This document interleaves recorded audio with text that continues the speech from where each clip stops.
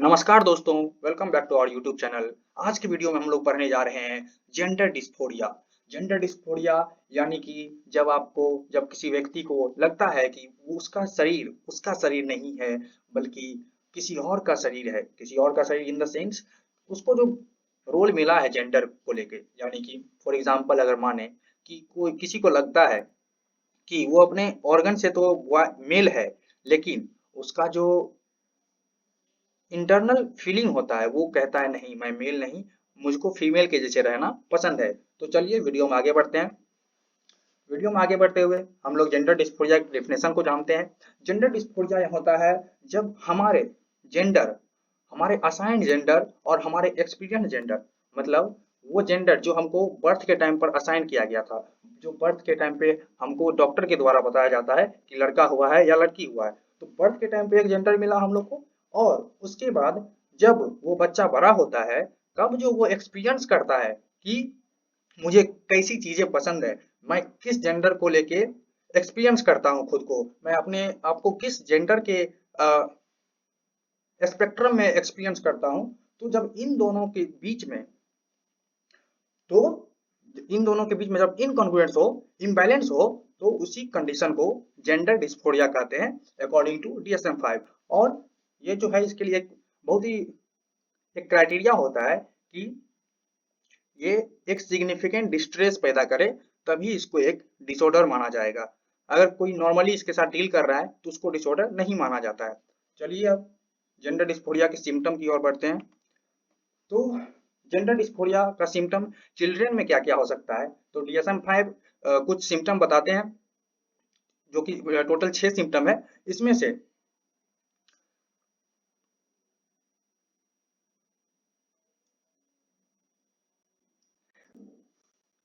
और 6 सिम्टम होना चाहिए कम से कम उसको डायग्नोस करने के लिए, मतलब पता करने के लिए।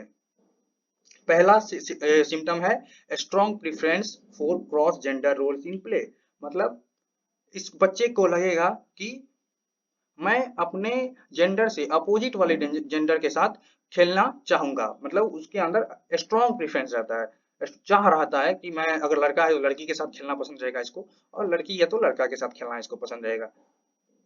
उसके बाद strong preference for toys, games और activities stereotypically used by another gender.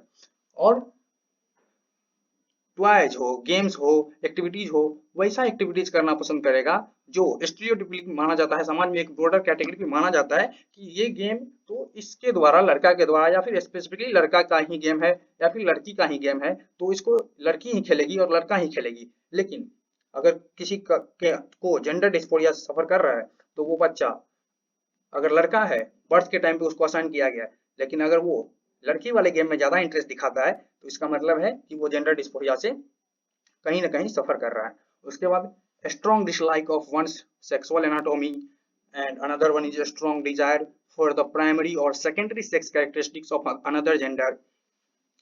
Rejection of toys और clothing typically associated with the assigned gender. मतलब जैसे लड़का है तो उसको लड़का वाला कपड़ा पहनना पसंद नहीं होगा, उसको लड़की वाला कपड़ा पहनना पसंद होगा, या फिर वो मानता है कि हमको इस जेंडर में होना चाहिए, मेरा ये जेंडर होना चाहिए।